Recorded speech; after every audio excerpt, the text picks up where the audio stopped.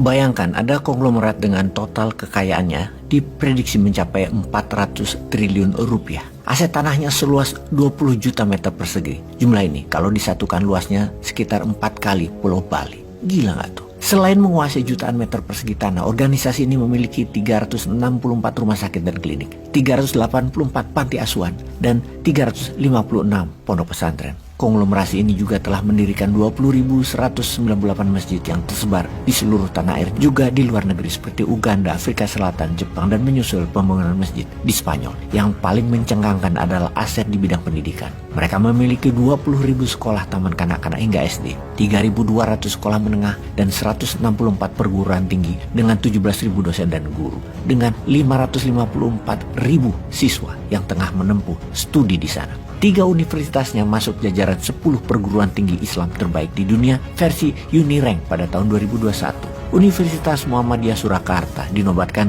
di peringkat ketiga terbaik di dunia di atas Universitas Antarbangsa Malaysia dan Iran, University of Science dan Teknologi. Sedangkan Universitas Muhammadiyah Malang dan Universitas Muhammadiyah Yogyakarta berada di ranking ke-6 dan 8 terbaik di dunia. Benar, kita bukan membicarakan tentang aset seorang konglomerat semacam Prayogo Pangestu atau Khairul Tanjung atau Sembilan Naga. Kita bicara tentang sebuah organisasi keagamaan non-profit, organisasi massa ormas Islam terkaya di dunia, Muhammadiyah. Bagaimana Muhammadiyah bisa sebesar dan sekaya itu? Perkembangan Muhammadiyah yang mulanya dari sebuah madrasah sederhana di kampung kecil Kauman di Yogyakarta sering sekali menjadi bahan riset dan diskusi para intelektual internasional. Seorang profesor antropologi sekaligus pengamat Islam asal Boston University Amerika Serikat, Robert Hefner, pernah mengajukan Muhammadiyah untuk meraih Nobel Perdamaian pada tahun 2019.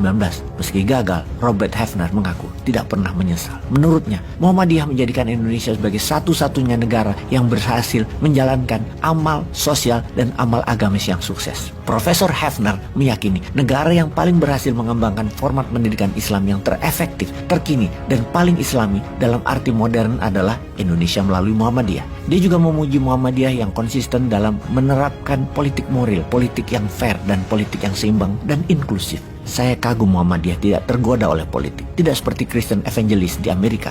Itu pujian Hefner di media. Sejak awal didirikan Kiai Haji Ahmad Dahlan 111 tahun yang lalu, di awalnya dia mendirikan madrasah dengan model kurikulum yang progresif, yang memadukan pelajaran agama dengan sains modern. Ini suatu hal yang baru, bahkan dianggap tidak lazim pada zaman itu. Kiai Haji Ahmad Dahlan juga giat berdakwah, termasuk melalui tulisan-tulisannya di media massa. Muhammadiyah menerbitkan majalah bernama Suara Muhammadiyah pada tahun 1915. Suara Muhammadiyah ini adalah majalah tertua di Indonesia yang pernah terbit dan tidak pernah berhenti terbit hingga saat ini. Semangat pembaruan Kiai Haji Ahmad Dahlan yang sering dijuluki sang pencerah ternyata mendapat sambutan luar biasa. Muhammadiyah menjadi tempat berkumpulnya para filantropi muslim yang rela mewakafkan harta, tanah maupun ilmunya untuk dikelola Muhammadiyah. Soal wakaf dan zakat adalah soal kepercayaan, dan hal itulah yang dijaga betul oleh Muhammadiyah. Kepercayaan dalam pengelolaan aset wakaf dan zakat para donatur itu pula lah yang menjadi salah satu kunci berkembang pesatnya organisasi Muhammadiyah. Pendidikan yang membentuk logika berpikir yang kemudian akan menjadikan output berupa akhlak dan adab adalah motonya Muhammadiyah. Sesuai juga dengan penggalan kata-kata Kiai Haji Ahmad Dahlan yang populer, teladan yang baik adalah khotbah yang paling jitu. Sekali lagi, teladan yang baik adalah khotbah yang paling jitu. Jadi bukan kata-kata, tapi perilaku. Baru-baru ini Muhammadiyah juga merambah bidang perhotelan dengan mendirikan Suara Muhammadiyah Tower dan Convention di Yogyakarta. Hotel ini dibangun secara mandiri tanpa sepeser pun hutang dari bank. Langkah ini menandai dimulainya dakwah Muhammadiyah di bidang ekonomi. Setelah menjadi pionir di bidang pendidikan dan karakter building, tampaknya Muhammadiyah juga ingin menjadi role model dalam membangun sarana umum. Pembangunan yang tidak mengandalkan hutang termasuk investasi asing. Muhammadiyah bisa membangun dengan sistem yang baik. Muhammadiyah menganut filosofi Islam yang kuat, memberi lebih baik daripada menerima. Alih-alih meminta bantuan pemerintah, Muhammadiyah justru banyak memberikan bantuan kepada negara. Saat negara kita pontang-panting menghadapi pandemi COVID-19, ratusan rumah sakit dan klinik Muhammadiyah menyediakan fasilitas dan tenaga medis mereka untuk membantu pemerintah. BPJS, Badan Penjamin Kesehatan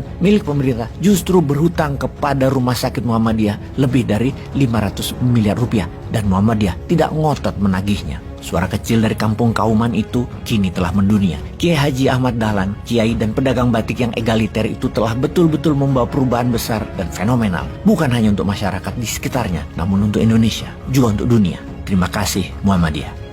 Peace.